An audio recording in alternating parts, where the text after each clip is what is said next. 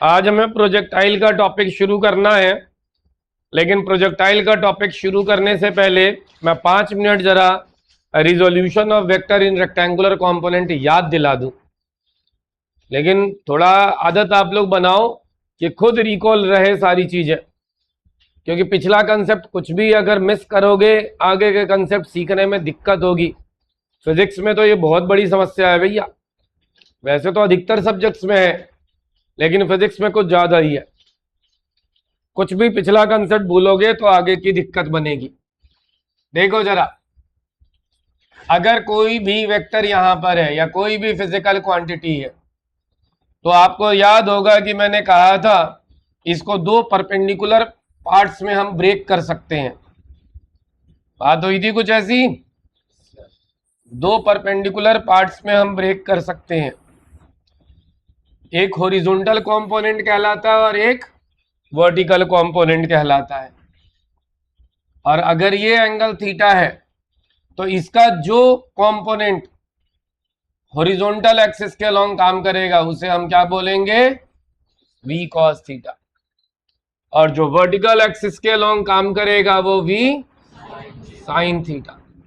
मतलब तो समझते हो ना इसका, कि अगर मान लो कि कोई वेक्टर है वो यहां पे 10 यूनिट का है तो हॉरिजॉन्टल डायरेक्शन में उसका कुछ हिस्सा काम कर रहा होगा और कुछ हिस्सा वर्टिकल डायरेक्शन में काम कर रहा होगा। तो यही 2 हिस्से हम लोग स्प्लिट करते हैं। क्लियर है? क्लियर है बात सबको? तो कभी भी कोई भी फिजिकल क्वांटिटी दी हो और मैं अगर कहूं कि हॉरिजॉन्टल कंपोनेंट चाहिए, इसका ये मतलब है कि उस फिजिकल क्वांटिटी का कितना रोल एक्स एक्सिस के अलोंग है, और वर्टिकल कंपोनेंट यानी कितना उसका मैग्नीट्यूड वाई एक्सिस के अलोंग काम कर रहा। ध्यान रख लोगे, पक्की बात, क्योंकि इसके बगैर प्रोजेक्टाइल में जहां तहां दिक्कत होगी आपको। चले आगे, चलो स्टार्ट करते हैं बेटा प्रोजेक्टाइल का टॉपिक। प्रोजेक्टाइल सबसे पहले क्या होता है, अगर इस बारे में बात हो, क्रिकेट फुटबॉल बहुत कुछ खेलते हो आप लोग। कभी भी अगर फुटबॉल को किक किया आपने, आप इस डायरेक्शन में भी किक करते हो तो आपको अंदाजा होता है कि कितना एंगल पे किक करे कि यहां जाके गिरे। है भाई, आपने सोचा है कि आपने इस डायरेक्शन में किक किया फुटबॉल को तो ऐसे ही चलते जाना चाहिए था। भाई जिस डायरेक्शन में किसी ऑब्जेक्ट को अगर फेंको, एक्चुअल में तो ऑब्जेक्ट उसी डायरेक्शन में चलते जाना चाहिए था ना, लेकिन ये नीचे क्यों आ गया? ग्रेविटी के कारण। एकदम ठीक, किसके कारण? ग्रेविटी के कारण। तो अगर कभी भी कोई ऑब्जेक्ट को आप किसी एंगल पे प्रोजेक्ट करो, प्रोजेक्ट करने का मतलब फेंकना, एंगल पे प्रोजेक्ट करो तो under the effect of gravity ये ऑब्जेक्ट गिरेगा आगे जाके। ठीक है, under the effect of gravity गिरता है और कुछ इस तरह का पैराबोलिक पाथ अटेन कर लेता, and this kind of motion is called projectile motion. समझे? इवन आप कैसे भी फेंक लो, आप ऐसे भी फेंकोगे ना यहां सीधा, तब भी ऐसे ही आएगा। कोई भी ऑब्जेक्ट को अगर आप किसी हाइट से ऐसे भी फेंक लो तब भी ये ऑब्जेक्ट ऐसे ही आएगा। इसको हॉरिजॉन्टल प्रोजेक्टाइल मोशन कहते हैं। ये अभी आगे हम पढ़ेंगे, ये अभी अब मैं यहां नहीं डालता, लेकिन ये बात समझ आ गई? कोई दिक्कत? तो वही बात यहां कही गई है, a body is said to be in projectile motion if it moves under the effect of gravity alone without using any fuel, covers horizontal as well as vertical motion simultaneously। हो गई? ये क्या कह गए लास्ट में? Gravity के effect में तो गिर रहा है, ये समझ आई बात, लेकिन horizontal as well as vertical distance दोनों कैसे कवर कर रहा है? तो जरा ध्यान दीजिएगा भाई। पार्टिकल अगर यहां पे था तो इनिशियली वो 0 0 पे था मान लो, जब पार्टिकल यहां पहुंचा तो उसने हॉरिजॉन्टल डिस्टेंस x और वर्टिकल डिस्टेंस y कवर किया। तो आप देख रहे हो यहां से यहां तक पहुंचने में उसके में एक्स एक्सिस के अलोंग भी चेंजेस आ रहे हैं और वाई एक्सिस के अलोंग भी। तो वही बात यहां कही गई है कि it covers horizontal as well as vertical motion, ना कह के डिस्प्लेसमेंट कह लो, horizontal as well as vertical displacement both. क्यों भाई, समझ आ रही है बात?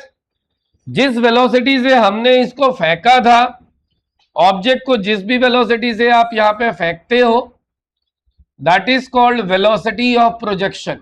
क्या कहलाता है? Velocity of projection. जिस एंगल पे हम फेंकते हैं उसे हम कहते हैं क्या? Angle of projection. क्लियर? नाम जरा समझो, क्योंकि आगे मिलेगा तो बार बार यही नहीं बताते रहेंगे हम आपको। इसको angle of projection horizontal direction में, भाई थोड़े टाइम में इसने एक्स का डिस्टेंस कवर किया और पूरे टाइम में जितना डिस्टेंस कवर करेगा उसे क्या कहते हैं? टोटल हॉरिजॉन्टल डिस्टेंस, जिसको कहा जाता है एक्चुअल में रेंज। क्या कहा जाता है? रेंज। क्लियर है? मैक्सिमम वर्टिकल डिस्टेंस जो भी कवर हो उसको क्या कहते हैं? Maximum height. एच जो होता है क्या कहलाएगा? Maximum height. और जितनी देर तक के लिए ये हवा में रहता है that is called time of flight. जैसे ऑब्जेक्ट को आपने फेंका तो जितनी देर तक वो एयर में रहा that will be called time of flight. कोई दिक्कत किसी को? एक इंपॉर्टेंट बात जो आपके नोट्स में लिखा हुआ है, अभी यहां मैंने बनाया नहीं, जरा ध्यान देना। यहां पे वेलोसिटी किसी एंगल पे है, तो वेलोसिटी किसी एंगल पे है, जरा ध्यान देना।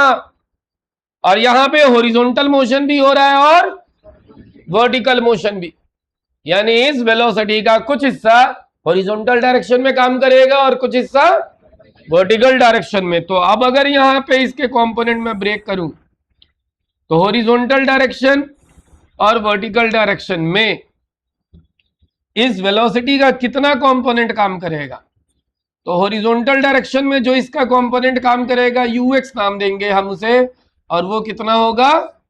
u cos theta. और वर्टिकल डायरेक्शन वाले को u sin थीटा। एक्चुअली इसके आगे जितने भी डेरिवेशंस होने हैं ना बेटा, उन सब में एक तो फिगर यही बननी है और सब में यही फॉर्मूले यूज होंगे। Equation of motion v is equal to U plus A T, या s is equal to U T plus half A T square, और v square minus U square is equal to 2a, वो भी कर सकते हैं लेकिन उसका use आएगा नहीं। इसमें बस ये ध्यान रहेगा, जब हम हॉरिजॉन्टल डायरेक्शन में जा रहे हैं तो ux लेंगे, और जब वर्टिकल डायरेक्शन में जा रहे हैं तो uy लेंगे। यस और नो? एक और बहुत इंपॉर्टेंट बात इसमें, ये जो पार्टिकल है under the effect of gravity गिरती है। प्रोजेक्टाइल के बारे में यही बताया ना मैंने, object under the effect of gravity गिरता है, यानी ग्रेविटी के कारण ये नीचे आ रहा है और आगे जाने के लिए हम कोई फ्यूल नहीं दे रहे। तो एक बड़ी इंपॉर्टेंट बात है, बहुत ध्यान से सुनना, जो किसी भी डेरिवेशन में चेंज नहीं होगा। एक तो ये कि u cos थीटा और uy u sin थीटा, ये किसी भी डेरिवेशन में चेंज नहीं होगा, सब में ये सेम रहेगा। और एक बात और, ग्रेविटी के कारण ये ऑब्जेक्ट नीचे गिरता है, यानी एक्सेलरेशन अलोंग वाई एक्सिस, नीचे गिरना, वर्टिकल मोशन होना, वर्टिकल मोशन में acceleration along Y axis gravity के कारण हो रहा है, इसलिए एक्सेलरेशन ड्यू टू ग्रेविटी ही ए वाई रहेगा। ऊपर जाते वक्त माइनस जी और नीचे आते वक्त प्लस जी। हाँ या ना? समझ ना आई हो बात तो जरूर बोलना बेटा। एक ऑब्जेक्ट है, आप इसको ऐसे फेंक रहे हो, अगर कभी किसी भी इंस्टेंट पे छोड़ोगे ये नीचे की तरफ आ रहा है, नीचे की तरफ आने का मतलब ग्रेविटी के कारण नीचे आ रहा है, यानी इसमें जो एक्सेलरेशन डेवलप हो रहा है वो किस कारण से हो रहा है? एक्सेलरेशन ड्यू टू ग्रेविटी के कारण हो रहा है। यस और नो? तो ए वाई हमेशा जी होगा। और एक और बड़ी इंपॉर्टेंट बात, ए एक्स क्या होगा, इस डायरेक्शन में कौन फोर्स लगा रहा है, हॉरिजॉन्टल डायरेक्शन में कौन लगा रहा है फोर्स, जरा ध्यान से डेफिनेशन पढ़ो। ये ग्रेविटी अलोन, अलोन मतलब अकेले, अकेले ग्रेविटी के इफेक्ट में गिरता है, यानी इस डायरेक्शन में और कोई फोर्स नहीं लग रहा। और जिस डायरेक्शन में कोई फोर्स नहीं, उस डायरेक्शन में कोई एक्सेलरेशन नहीं, क्योंकि भाई फोर्स का फॉर्मूला क्या होता है, एम ए। अगर फोर्स ही जीरो है तो एक्सेलरेशन जीरो ही होगा। बोलो, तो एक्स एक्सिस के लॉन्ग एक्सेलरेशन हमेशा क्या रहेगा, जीरो। ये बात समझ आई?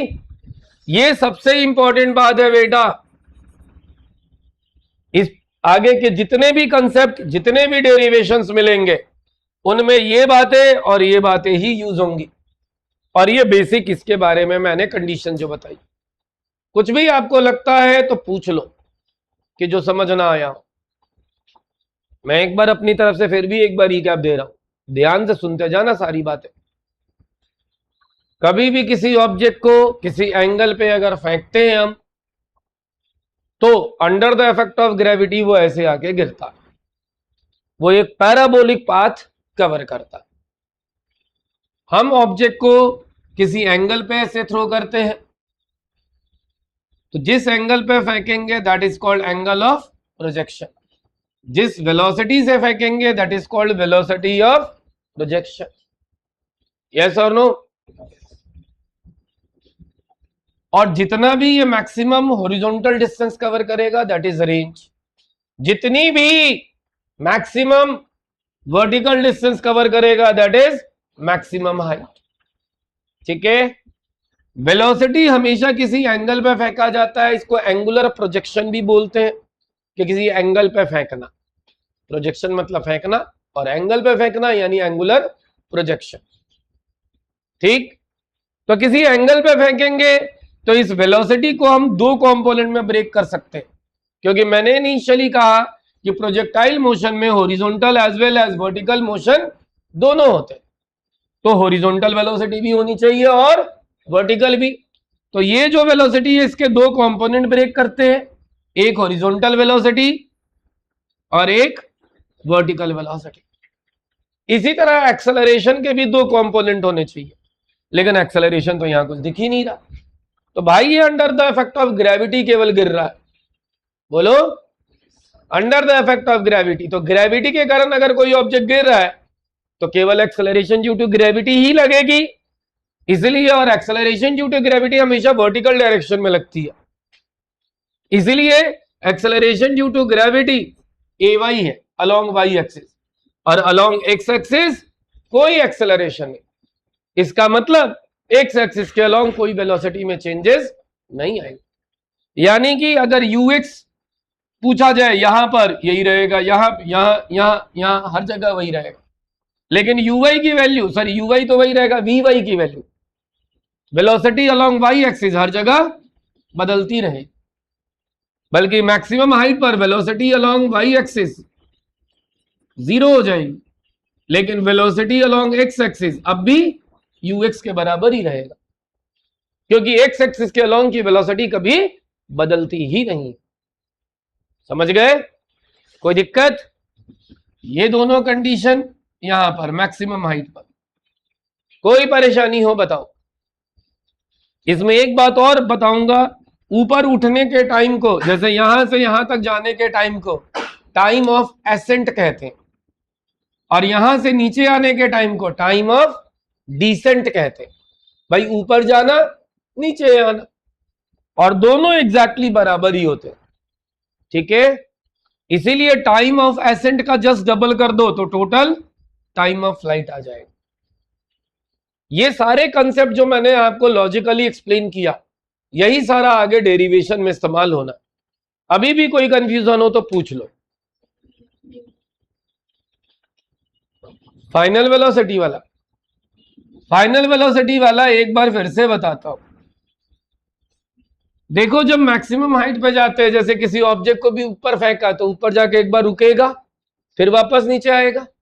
यानी ऊपर जाने की एक लिमिट तय हो गई ना, यानी कि जब मैक्सिमम हाइट पर कभी भी कोई ऑब्जेक्ट रहेगा तो वाई एक्सिस के अलोंग वेलोसिटी क्या रहेगी, 0। जैसे जैसे ऊपर जाता है वेलोसिटी कम होती है, नीचे आने पे वेलोसिटी फिर बढ़ती है। यहां पर एक बार वेलोसिटी अलोंग वाई एक्सिस क्या रहेगा, 0। और वेलोसिटी अलोंग एक्स एक्सिस कभी चेंज ही नहीं होगा। क्यों नहीं होगा, एक्सेलरेशन अलोंग एक्स एक्सिस क्या है, 0। आपको सेकंड चैप्टर में कराया था कि अगर एक्सेलरेशन 0 है तो वेलोसिटी क्या रहती है, कांस्टेंट। तो वेलोसिटी कांस्टेंट, ठीक है, कोई दिक्कत।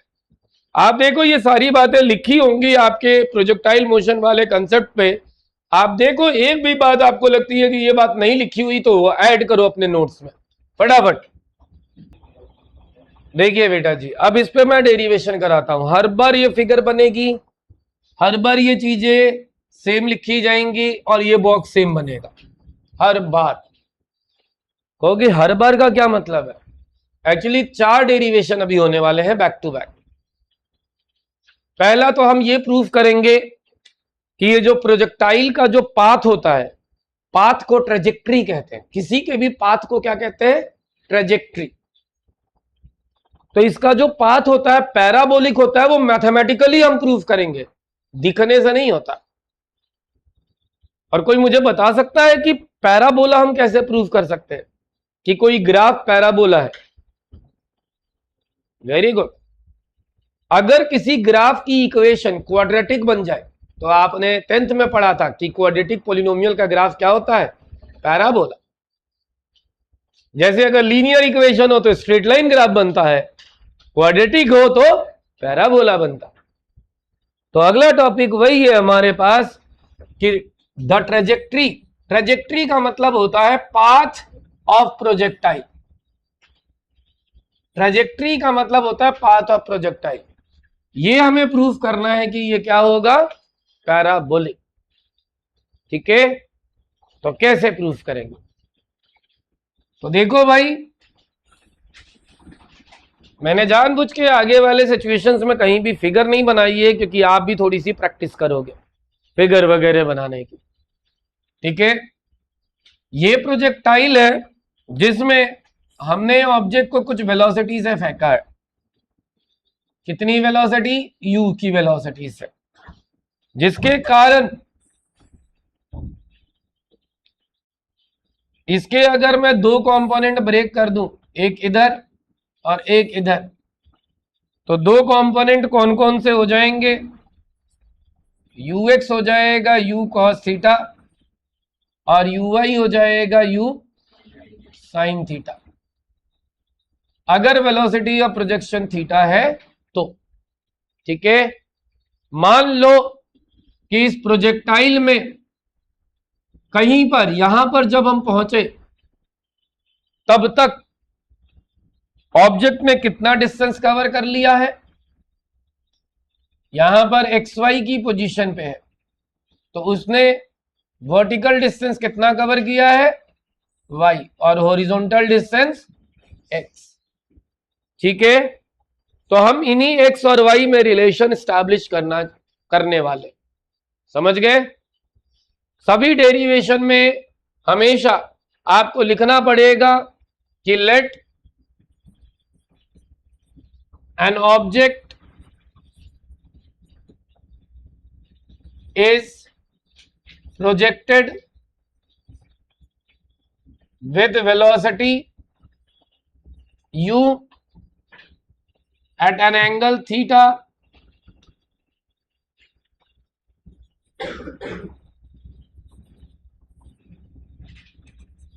with respect to horizontal।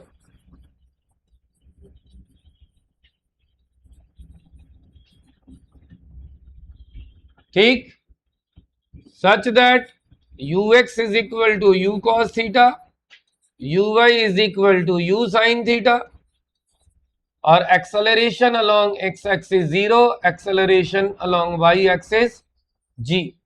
जब ऊपर ऑब्जेक्ट जा रहा है तो माइनस g कर दें, क्योंकि यहां से यहां तक जब पार्टिकल पहुंच रहा है तो ऊपर की तरफ ही जाएगा।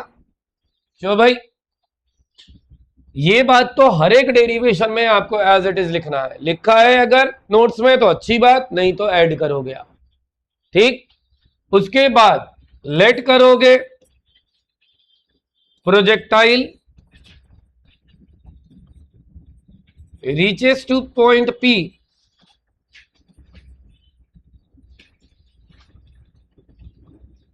in time T। T time में वो P पॉइंट पर पहुंच रहा है, तो इस दौरान उसने हॉरिजॉन्टल डिस्टेंस कितना कवर किया है, x। तो देयरफॉर x का फॉर्मूला क्या होता है, ut plus half A T square distance का फॉर्मूला होता है। तो आप लिखोगे uxt प्लस हाफ ए एक्स टी स्क्वायर। क्यों मैं x लिख रहा हूं, समझ आ रहा है, क्योंकि हम इक्वेशन ऑफ मोशन का इस्तेमाल कर रहे हैं अलोंग एक्स एक्सिस ओनली। ठीक है, तो x ux की वैल्यू क्या है, u cos थीटा, t तो t है, और acceleration along X axis zero होने के कारण ये पूरा जीरो हो गया। तो अब यहां पे x की value u cos theta into T, यानी x upon U cos theta is equal to क्या आ गया, t। यस और नो, कोई समस्या किसी को। टाइम मैंने निकाल लिया कि यहां से यहां तक पहुंचने में टाइम कितना लगा।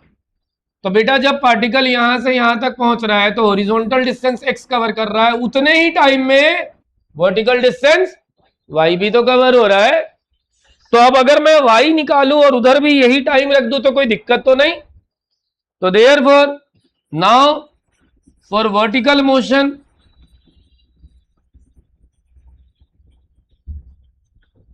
अगर हम बात करें तो y का फॉर्मूला क्या होगा, you Y T plus half A Y T square. ठीक है क्या, y यू वाई की value u sine theta, t की जगह पे क्या हो जाएगा x upon u cos theta. अगर कोई पार्टिकल ऊपर की तरफ जा रहा है तो ए वाई क्या होगा, माइनस जी। ठीक है, और t क्या है, x upon you cos theta. बताइए कोई दिक्कत। यहां पर बहुत ध्यान से देखिए, कुछ कैंसल हो रहे हैं तो कैंसल कीजिए, u से u कैंसल हो गया, बस बाकी कुछ कैंसल नहीं होगा। साइन अपॉन कॉस क्या होता है बेटा, tan theta minus g upon two और x square upon u square cos square theta. y is equal to tan theta into x minus g upon two u square cos square theta into x square. तो आप जरा गौर से देखें, ये एक equation जो बनी है वो कैसी इक्वेशन है, क्वाड्रेटिक इक्वेशन है भाई। इधर x आ गया, इधर एक्स स्क्वायर आ गया, तो हो गया प्रूफ भाई। x और y पाथ में थे एक पॉइंट, और उनमें हमने कैसा रिलेशन प्रूव कर दिया, क्वाड्रेटिक रिलेशन। तो इसका मतलब ये हो गया द क्वाड्रेटिक रिलेशन, यहां Q का मतलब क्वाड्रेटिक है, quadratic relation between x and y represents that the path of projectile, और पाथ का मतलब ट्रेजेक्ट्री भी होता है, मैं यहां भी लिख देता हूं,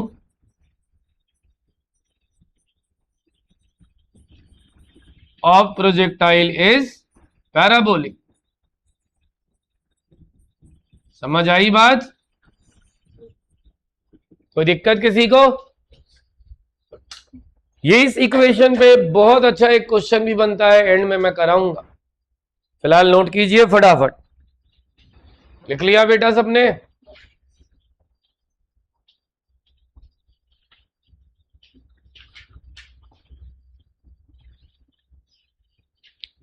आगे के सभी डेरिवेशंस में बेटा ये वाला बॉक्स तो सब में ही लिखना है, ठीक है, और उसके साथ एडिशनल कुछ कुछ बातें ऐड हो सकती हैं, ये बॉक्स और वो फिगर। लेकिन फिगर में बस ध्यान रखना ये एक्स और वाई नहीं बनाना हर बार।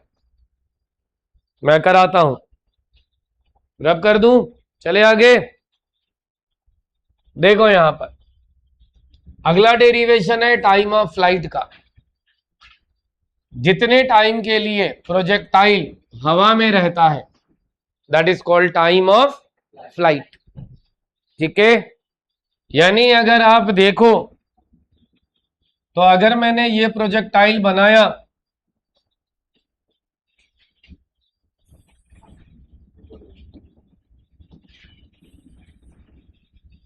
ठीक है, तो हवा में कितनी देर के लिए रहेगा भाई, यहां से यहां तक पूरा ही हवा में है। लेकिन पूरा एक साथ कैलकुलेट करना थोड़ा सा मुश्किल काम है। कहोगे फिर क्या करेंगे, देखो क्या करेंगे। ये तो मान लो वेलोसिटी ऑफ प्रोजेक्शन है और इसके दो कंपोनेंट ब्रेक होंगे, हॉरिजॉन्टल एंड वर्टिकल। ये हर बार वैसे ही सेम रहेंगे। ये वेलोसिटी u है, ये एंगल थीटा है, तो इधर u cos थीटा और इधर u sin थीटा, इसमें कोई चेंजेस नहीं होगा। तो हर बार जो लेट वगैरह करते हैं वो भी लिखो और ये चीज भी लिखो, ux u cos theta, uy u sin theta, ax 0 and ay g, ठीक है। हम यहां पे कहोगे g प्लस का या माइनस का, तो अभी बताते हैं। अगर पूरे के लिए कहा जाए तो आप खाली g लेना, क्योंकि आधे में माइनस आधे में प्लस तो हम जनरलाइज करके निकालते हैं। लेकिन अगर आधे पोर्शन के लिए कहा जाए बस ऊपर जाने के लिए, तो g माइनस लेना। अभी मैं निकालने वाला हूं कि प्रोजेक्टाइल यहां पर कितनी देर में पहुंचेगा, मैक्सिमम हाइट पे कितनी देर में पहुंचेगा, क्योंकि जितनी देर में यहां पहुंचेगा बस उसका डबल कर दूंगा तो टोटल टाइम ऑफ फ्लाइट आ जाएगा। बोलो। तो मैं मान लेता हूं कि ये मैक्सिमम हाइट है और यहां पर वेलोसिटी क्या हो जाती है अलोंग वाई एक्सिस, 0 होती है क्या, बताया था पीछे कि मैक्सिमम हाइट पर अब और ऊपर तो नहीं जाएगी ना बॉडी, तो वाई एक्सिस के अलोंग तो जा नहीं रही, यानी वाई एक्सिस के अलोंग की वेलोसिटी क्या हो जाती है 0, हाँ या ना। तो अगर हम लेट कर लेते हैं कि मैक्सिमम हाइट तक पहुंचने में स्मॉल टी का टाइम लगा, जिसमें टी स्मॉल टी को हम लोग टाइम ऑफ एसेंट भी बोलते हैं, यानी time required to reach maximum height. Maximum height तक पहुंचने तक के टाइम को हम लोग क्या बोलेंगे, टाइम ऑफ एसेंट। तो पहले मैं यहां से यहां तक का टाइम निकाल लेता हूं भाई, डबल कर दूंगा। क्यों, आप देख रहे हो यहां तक पहुंचने में वेलोसिटी क्या हो जाएगी 0। कौन सी वेलोसिटी, वाई एक्सिस के लॉन्ग की एक्स एक्सिस के लॉन्ग। तो आप यहां पे लिखेंगे सिंस वी वाई का फॉर्मूला क्या होता है, u y plus a Y t, होगा ना। वी वाई 0 है, यू वाई क्या है u sine theta, a y क्या है माइनस जी। बताओ समझे नहीं समझे, बस इसको इधर ले आओ। तो स्मॉल टी क्या आ गया, यू साइन थीटा अपॉन, ये टाइम ऑफ एसेंट है, लेकिन हमें क्या चाहिए टाइम ऑफ फ्लाइट। तो therefore time of flight will be equals to what, 2 into में टाइम ऑफ एसेंट। भाई जितना जाने में टाइम लगता है उतना ही नीचे गिरने में टाइम लगता है, ठीक है क्या। तो 2 और स्मॉल टी की वैल्यू क्या है u sine theta upon g. तो फॉर्मूला हो जाएगा 2u sign theta upon g. बताइए कोई परेशानी? टाइम ऑफ फ्लाइट निकल गया? फटाफट नोट कीजिए।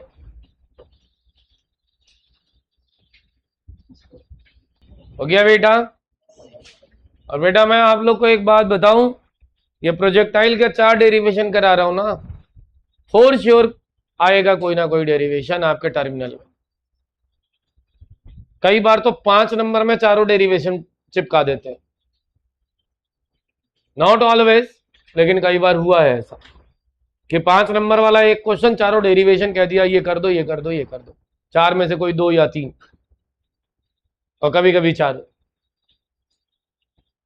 तो भैया ये महाबेवकूफी होगी कि अगर इस टॉपिक को आपने हल्के में लिया। आसान टॉपिक होने के बावजूद भी 5 नंबर में सीधा सीधा आता है। न्यूमेरिकल फिर भी थोड़े से, मतलब न्यूमेरिकल तो हर टॉपिक में थोड़ा ध्यान करना पड़ता है भाई, लेकिन डायरेक्ट डेरिवेशन आ गया और तब भी तुम ना करो, फिर तो क्या ही करोगे। अब देखो मैक्सिमम हाइट, जरा देखो अगेन, मैक्सिमम हाइट की डेफिनेशन आपके नोट्स में गलत लिखा हुआ है, ठीक करो अगर ये नहीं लिखा तो। Maximum vertical distance attend bye projectile is called maximum height, गलत लिखा हुआ है ना। नोट्स की डेफिनेशन करेक्ट करो। मैं जब तक फिगर बना लूं, फिगर तो हर बार सेम ही रहना है।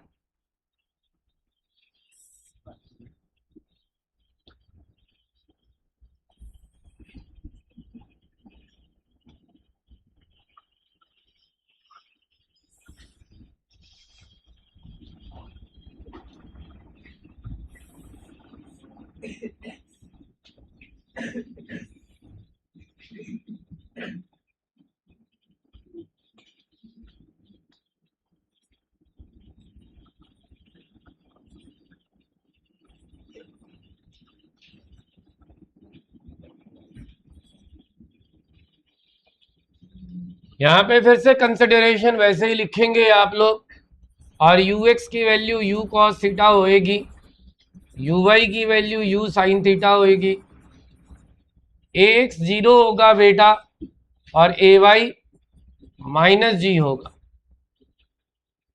ठीक, यहां पे पहले टाइम ऑफ फ्लाइट की डेरिवेशन करनी पड़ेगी।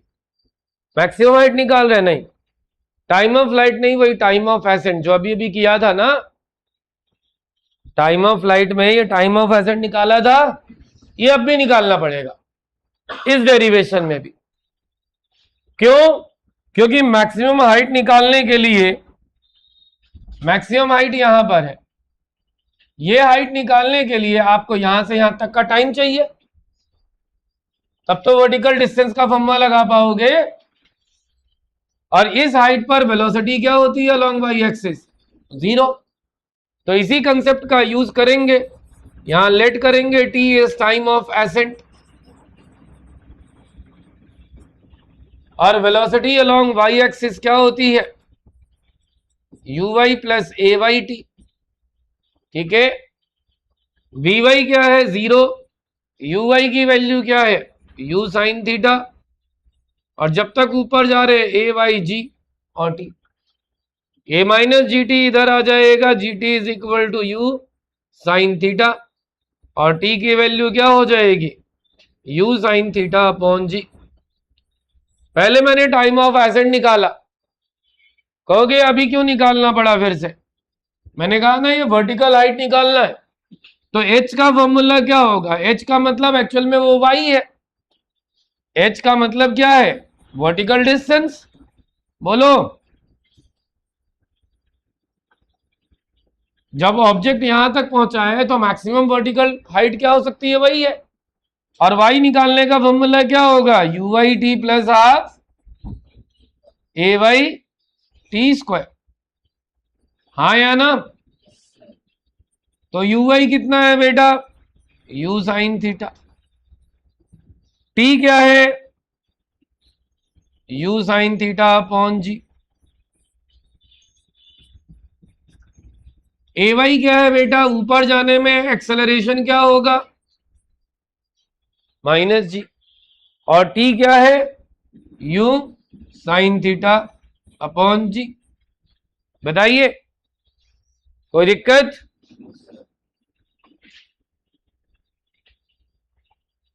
भाई टू और जी मैंने एक जैसा ही कुछ बना रखा है, तो थोड़ा आप ध्यान से समझिएगा। मैं टू यहां पे ऐसे लिख देता हूं, ठीक है, कोई कंफ्यूजन नहीं होनी चाहिए। समझ गए? अब जरा गौर करो, मल्टीप्लाई करेंगे तो u square sine square theta upon g minus g u square sine square theta upon g square. क्यों भाई? अब जरा गौर कीजिएगा, ये जी से ये कैंसिल हो जाएगा क्या ये? और बहुत ध्यान से देखिए, दोनों में से क्या कॉमन आ रहा है? U square sine square theta upon G. अगर ये कॉमन ले लो तो यहां 1 बचेगा और यहां 1/2, तो 1 माइनस 1/2। यस और नो? 1 माइनस 1/2 क्या हो जाएगा? 1/2। क्यों बेटा? माइनस का क्यों भाई? 1 बड़ा होता है आपसे, 1/2 होगा प्लस का। तो final answer is you square sine square theta upon 2g। ये फॉर्मूले काम आएंगे जब आपको मैक्सिमम हाइट निकालना हो, डायरेक्ट ये वैल्यू रख देना यू थीटा और जी की, डायरेक्ट आंसर आ जाएगा। क्यों भाई? करिए फटाफट। समझ आ गई है बात? करिए, नोट करिए। देखो भैया, हो गया, ये समझ आ गया मैक्सिमम हाइट। अब इसी तरह अगला टॉपिक है रेंज का। रेंज क्या होता है? Total horizontal distance covered by the body in projectile motion is called range. Again मैं फिर से वही फिगर बनाऊंगा, ये प्रोजेक्टाइल है,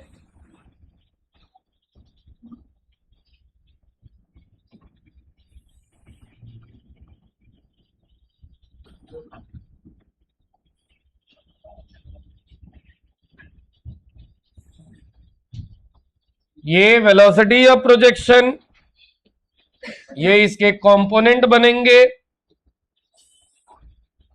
ux and uy।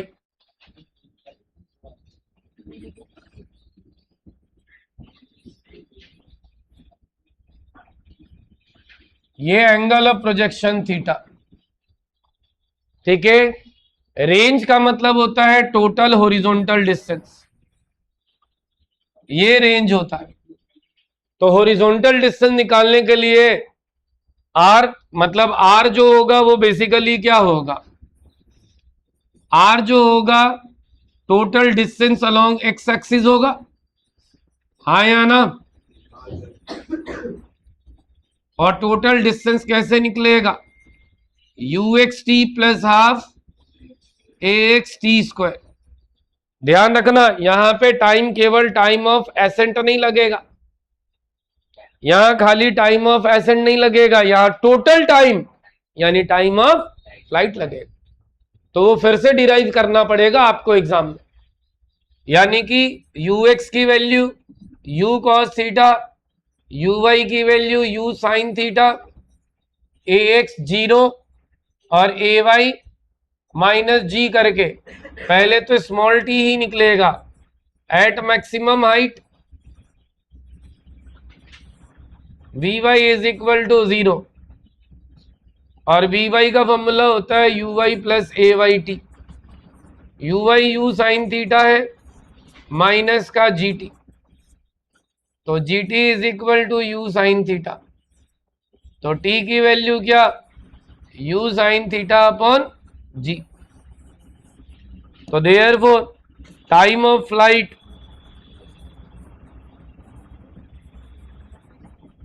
t is equal to क्या होगा? 2t, यानी 2u साइन थीटा अपॉन जी। क्यों भाई?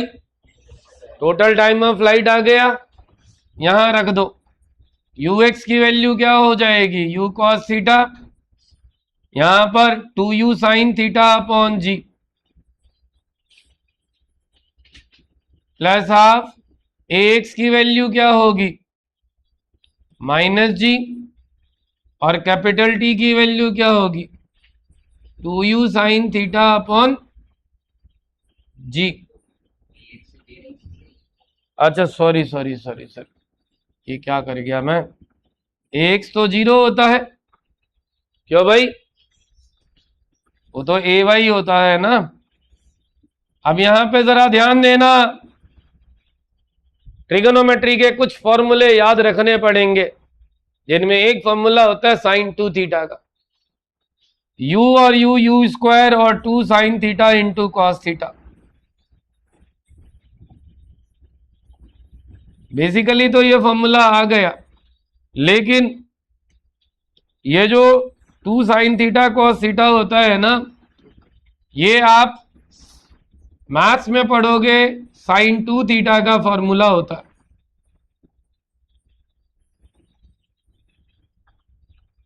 ये साइन 2 थीटा का फॉर्मूला होता है। अब जिनके पास मैथ्स एज ए सब्जेक्ट नहीं है, वो लगता है अरे 2 तो अंदर चला गया, कॉस थीटा कहां गया? लेकिन ऐसा नहीं है। Actually 2 sine theta into cos theta sine 2 theta का फॉर्मूला होता है। ये याद रख लो भाई आप लोग, ठीक है? आपको जो स्टार्टिंग में सम चैप्टर 1 के जो मैंने नोट्स दिए हैं, उसमें जाके ढूंढना, सम मैथमेटिकल टूल में ये फॉर्मूला लिखा हुआ। लेकिन आपको सारे फॉर्मूले रटने की जरूरत नहीं है, पीसीबी वाले बस ये एक फॉर्मूले पे फोकस कर लो, ध्यान रख लोगे। क्लियर? तो ये हो गया रेंज का फॉर्मूला। अब इस रेंज के फॉर्मूले को थोड़ा और एलोबरेट करते हैं। समझ आ गई बात यहां तक? एलोबरेशन अगले पन्ने पर। Condition for maximum range. आपने रेंज का फॉर्मूला क्या निकाला? u square sine 2 theta upon G, यही निकला है। और साइन ऑफ समथिंग, ये समथिंग x हो, y हो, 2x हो, 5y हो, कुछ भी हो, साइन ऑफ समथिंग की मैक्सिमम वैल्यू क्या होती है? 1। कभी भी साइन थीटा की वैल्यू 1 से बड़ी नहीं आई है, जाके देख लेना, चाहे 10वीं में चाहे 11वीं के मैथ्स में। साइन थीटा की वैल्यू कभी भी 1 से बड़ी नहीं आती, कॉस थीटा की भी नहीं आती, बाकियों की आ सकती है। तो कहोगे इससे क्या? अगर रेंज मैक्सिमम करना है और जी फिक्स है, यू फिक्स है, तो बस इसको मैक्सिमम होना चाहिए।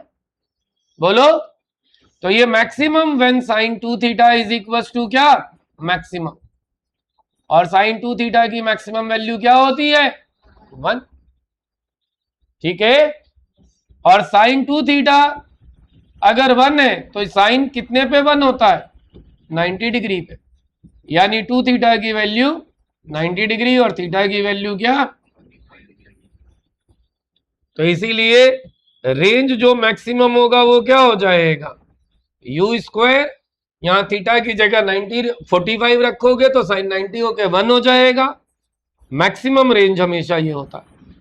इसका मतलब समझे, खाली डेरिवेशन कर लेने से कुछ नहीं होता। इसका मतलब ये है कि अगर आप कोई ऑब्जेक्ट जो प्रोजेक्टाइल मोशन में है और आप यहां से फेंक रहे हो इसे, आप चाहते हो ये ज्यादा से ज्यादा दूर जाए, तो आपको कितने डिग्री पे फेंकना चाहिए? आप सोच कर देखो, आपने ज्यादा ऊपर फेंक दिया तब भी यहीं गिर जाता है, और ज्यादा ऐसे फेंक दिया तब यहीं पड़ जाता है। आपको दूर फेंकना होता है तो आप लगभग इस डायरेक्शन में फेंकते हो, क्यों भाई? लगभग 45 डिग्री के एंगल के आसपास। अब अंदाजा होता है, खेलते खेलते तो एंगल लेके नापने तो नहीं लग जाओगे, तो अंदाजा होता है लगभग 45 पे फेंकना। 45 डिग्री पे फेंकोगे तो मैक्सिमम डिस्टेंस जाएगा उतनी ही वेलोसिटी पे, जितनी वेलोसिटी से आप फेंक रहे। समझ गए? कोई दिक्कत? करिए नोट। पहले इससे पहले वाली स्लाइड शो कर देता हूं, लिया यहां तक? जल्दी करो जल्दी।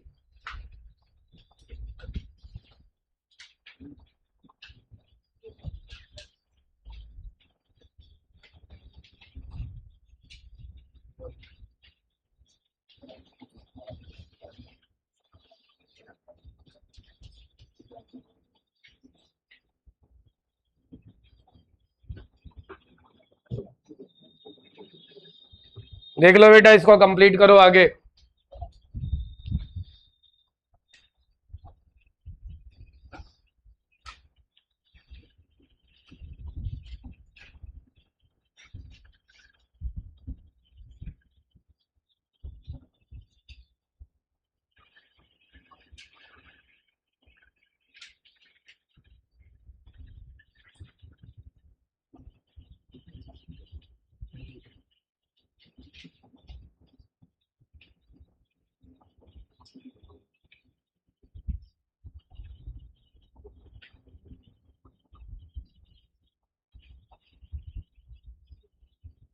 देखना जरा, एक क्वेश्चन कराऊंगा मैं।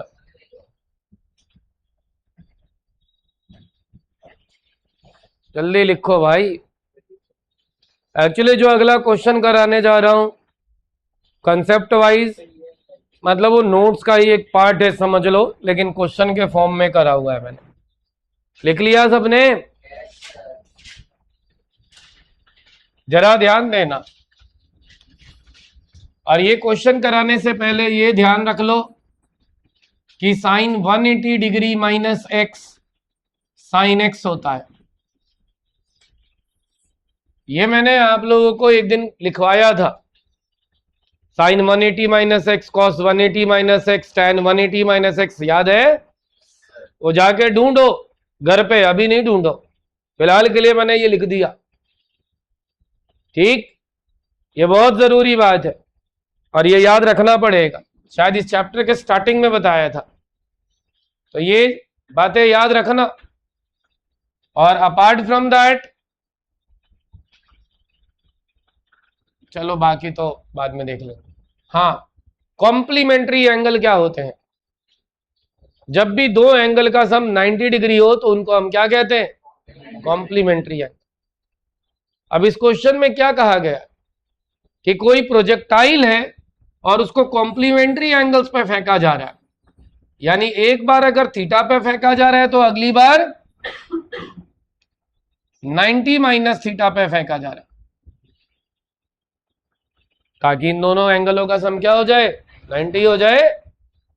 कई बार यही फिगर एग्जाम में दोनों एक साथ बनी रहती हैं, ऐसे करके कि ये थीटा पे और ये 90 माइनस थीटा पे।